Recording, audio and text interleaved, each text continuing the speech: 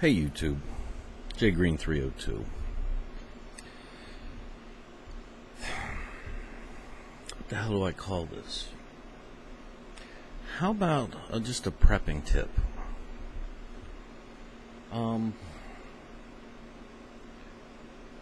It's something that dawned on me just a second ago, a minute ago, whatever you want. As I was pondering what else is out there in all these videos that I've seen for prepping and everything that I don't see a lot of people talking about, because this is the whole point of the reason I'm even bothering to sit here and run my mouth at all. If you all have noticed, I'm not big on, ooh, look at my, gun collection, look at how much ammo look how prepared I am, and oh, by the way, let me video document all my shit and put it out there for the government to find. No, it's not me. I'm not going to pick up the camera and walk you around and show you shit. I'm going to take you out to my truck or my car and show you shit. Everything that I'm doing is about ideas. I communicate ideas by talking to you. It's the only part that's valuable to me. I can go and find shit on Amazon and out on the web and order shit and all that. Sometimes product reviews are nice, but for the most part, yeah, I generally understand. But I am going to give you something to think about as far as a product, and it's probably something that most of you haven't seen too much of. It's at Lowe's, it's at Home Depot. It's a building material. It's called Reflectix. Looks like this. And this piece of Reflectix is it just folds out. It's something that you can lay on, and I've run tape so that the edges don't fray. And it's basically an insulating material. You can lay this down. You don't need a big mat. You can lay this down, and if you are on something cold, you can lay, and it's a thermal barrier. And it is resistant up to 200 or 300 degrees, I forget which. It will resist a lot of heat. It's used as an insulating material, and the material itself is very durable. It has other applications. Let me grab one of these, and I'll show you. Let's do this. This is a tip that came from a guy that's on YouTube that does some backpacking and ultralight camping videos. His name's Shug. If you do a YouTube search on Shug and backpacking, you'll find him. Real interesting guy. I was just fascinated, and I've loved his videos and everything. But he did a hell of a good job educating me on a lot of the things that he was good at. And this is actually, most of this I learned from him, and I'm just kind of sharing it in a different group because he's a backpack ultralight camper. So a lot of the stuff that he's doing really doesn't get hit upon in our groups. But here's Reflectix. This is what these campers do, is they use this as they call it a pot cozy. And what it does is it allows you to put all your warm food and everything that's nice and hot and wrap it in insulation so that it stays hot. Big one stacks into the next big one, and on and on and on until everything stacks together. And when you do something like this, not a sound. Not only does it insulate, it soundproofs it so that when you got all your shit together and you're moving, it keeps everything quiet. Thought that was damn nice, and it works. Another application for this stuff. They use, they cut, so it's just a small piece, maybe 1.5 feet by 1.5 feet, and then they run the tape around it. He's been using this material for years. He's made one of these pieces.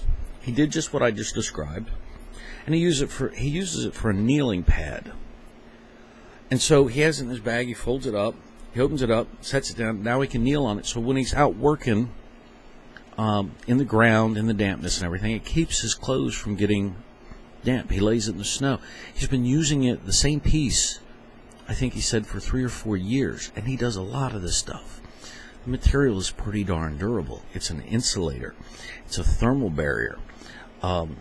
It's a great material once you start creatively thinking to use. I've got a huge roll of this. I can use it to just block out my windows. In the summertime, that's going to reflect all the light so that it doesn't heat the house. Very nice application for this, because now you're blocking it and you're keeping the temperature cool in the house. Now again, this is under a shit hits the fan condition, but there's just another application. You can make your own cooler. In the wintertime, you can literally make a box out of this, pack it full of snow, and keep an indoor freezer, put a lid on it out of the same material, and in your heated room or off to the side, you can make sure that it stays cold instead of outside. It's inside. I can come up with 1,000 ways you can use this stuff. I've been fascinated at how many ways you can use it. Although they promote it as just a thermal, you insulate your garage with it like you would fiberglass. When you walk through, just because something is said, this is used this way. When I go shopping, somebody's candle burner is my alcohol stove. It's the right size, it's the right shape, it's made out of strong, durable materials. They made that for some silly, stupid reason. I can see it as something completely different. And that's how I look at everything. How they package it and market it to you has nothing to do with what it can really be used for. You have to kind of think in those terms to understand, because it's utilization of materials and supplies in ways never intended. Hello. My insulating mat cost me $1. This insulating mat does the exact same thing one of those self-inflating air mattresses does for $80. Mine will resist 200 and 300 degree temperature. Your $80 one will not. Not a bad material. And considering in a shit hits the fan scenario, this is probably how you're cooking. Because if you're using something like this to cook off of, a frying pan with one hot spot's kind of damn stupid. It ain't going to work too well. So, yeah, you may have pots and pans, but in the end, something like this is going to be nicer. You're not going to have modern conveniences. You're going to be cooking off, you're going to be doing basically primitive cooking. That's why all your food is just add water. So primarily, see that? That's what you're going to be using. Spilt the water. That's what you're going to be using. You're going to be using something to heat up water to make most of your meals. So you're going to be doing this on camping equipment. Then you're going to want to keep it warm. And I guess that's why I thought to mention this, is that in primitive conditions, and the only other thing I can tell you is I get this titanium stuff. Let me tell you something. Teflon ain't got shit on this. You take this, put it in there, make some food, get everything done. When you get done, you rinse this with water and a swipe. This thing comes clean. I wish my pots and pans were made out of this material, because it is incredible what this stuff does.